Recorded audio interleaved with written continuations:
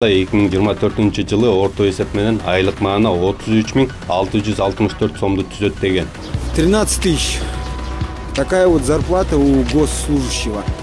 2025 жылы 39.570 сомду түзөт деп. Ушул 15.721 сомду каягына жеткизип төлөрүн билбейм да. Ошол эле президент 2023 жылы айына 230 миң киреше тапчы экен.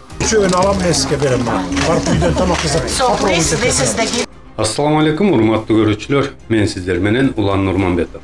Бүгүнкү чыгарылышта айлык маана жана азык-түлүктөр боюнча сөз болмок. Кыргыз Республикасынын улуттук статистикалык комитети өлкөдөгү орточо эмгек акы боюнча маалыматты үзгүлтүктүз жарыялашты. Бирок ал сандар чындыкка жатабы же жокпу? Ошону бүгүн талкуулайбыз.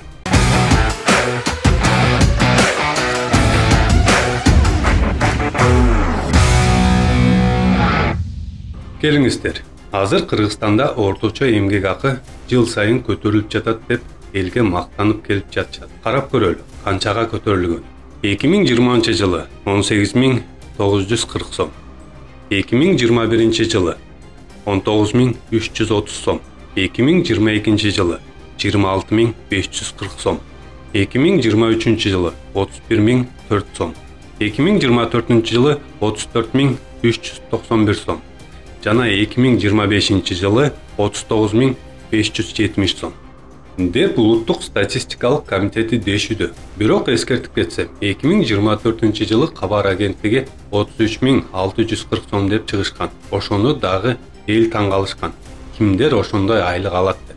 Кабар агенттигинин маалыматына таянсак, Кыргызстанда 2024 жылы орто эсеп менен айлык маана 33.664 сомду түзөт деген. Уважаемые друзья, сегодня мне поступила зарплата, и сейчас я вам покажу зарплату госслужащего, и вы посмотрите, можно ли жить один месяц на зарплату госслужащего. Специально искал именно банкомат Айлбанка. Нашли наконец-то Айлбанк. Так, давайте посмотрим баланс счета. 13 327 сом.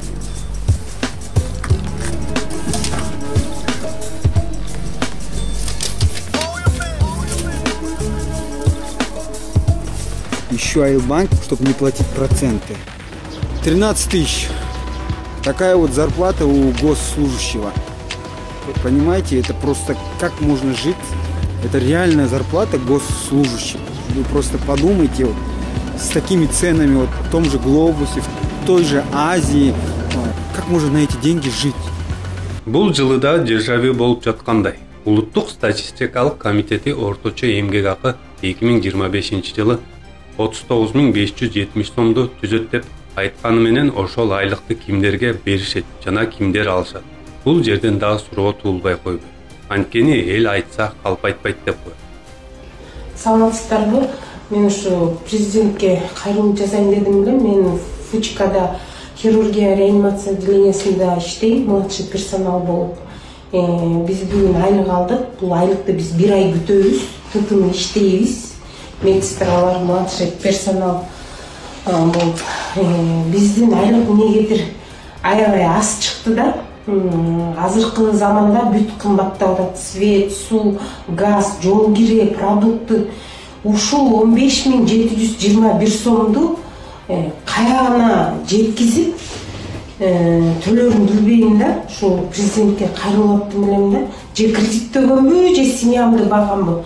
Президент айтып айлык көтөрүлдү деп. Жок, биздики көтөрүлгөн жок. Биздики бара-бара медсестра менен санитаркалардын айлыктары түшүп атат да, ылдый келип атат.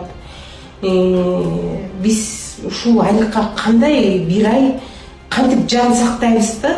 Президентке кайрылып атам менчи. Ушу биздин айлыкты караштырып берип койсо жакшы болот эле. Чынын айтсаң, мындай окуялар көп эле кездешет. Бирок ачык айта албайт. Анткени чынын айтса жумуштан айдалат же УКМК, МВД чакырып алып түшүнүк кат жаздыртышат жана видеого тартып кечирим сураттырышат.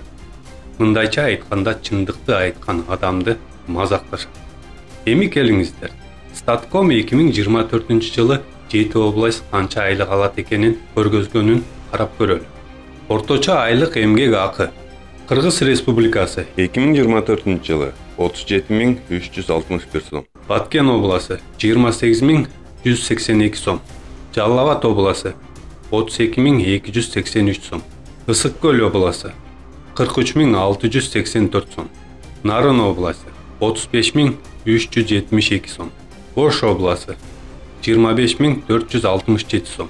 Талас обласы 34.254 сом. Чүй обласы 31.117 сом. Бишкек шаары 46.058 сом. Ош шаары 31.416 сом деп көргөзүлүүдө. Бул жылы орточо эмгек акыны 39.570 сомдо көргөзүлдү. Макул дейли. Айлыкты кагазда көргөзүштү. Бирок баалар деле асмандын башын чапчыган. Эми келиңиздер. Алар айткан маяна бир айга жетеби? Карап көрөлү. Минималдуу жана нормалдуу керектүүнү деңгээлинде бир адамга бир айда канчага чыгым болот экенин эсептеп көрсөк, 22.000 сом чыкты. Анын ичинде азык-түлүк, жууп тазалануучу каражаттар, гигиеналык каражаттар, свет, газ, коммуналдык төлөмдөр жана жол киреени эсептегенде бул өз үйүндө жашаса, ал эми квартирада турса орто эсеп менен бир бөлмөлүү квартира баасы 25.000 сомду түздү. Эми 22.000 сомго 25.000 сомду коштук, 47.000 сомду түздү. Бул бир адамга эле. Ал эми үй бүлөлүү болсоң, баа андан көбүрөөк чыгат. Ошондо 39.570 сом айлык алсаң да карыз болуп калат экенсиң. Чөөн алам эске берем мен. Барып үйдөн тамак жасап. Статистика орточо маянаны көрсөтөт. Ошол эле президент 2023 жылы айына 230.000 киреше тапчы экен. Эми карапайым элдин кирешесин, анан президенттей айлык алган адамдардын кошто орточо айлык ошончо болушу мүмкүн. Эми сиздерге суроо. 40.000 айына силер айлык аласыңарбы? Комментарийга жазып койгула. Экинчи суроо. Алган кирешеңер бүгүнкү жашоого жетип жатабы же жокпу? Силер менен мен Улан Нурманбетов болдум. Көрүшкөнчө аман туруңуздар. Бийлик биздин оозубузду жапканга аракет кылып жатышат. Камоо, кугунтук, басым кысымдар. Бирок биз ушундай тоскоолдуктарга карабастан ишибизди улантып жатабыз. Бизди Patreon'дон колдоңуз. Бул эмне үчүн маанилүү? Сиздин колдооңуз бизге көз карандысыз иликтөөлөрдү жүргүзүп, коркунучтарга карабастан чындыкты айтууну улантууга мүмкүнчүлүк берет. Бизди кантип колдой аласыздар? Төмөнкү шилтеме аркылуу өтүп, Кемиров Life Patreon баракчасын ачыңыз. Өзүңүзгө ылайыктуу катталуу деңгээлин тандаңыз. Сиздин колдооңуз бул чындык үчүн салым, ал эми биздин бонустар бул жөн гана кошумча белек. Картаңыздын маалыматтарын жазыңыз же PayPal'ды тандаңыз. Ушу менен болду. Биз чындык үчүн күрөштү уланта беребиз. Көз карандысыз журналистканы колдоңуз. Шилтеме төмөндө.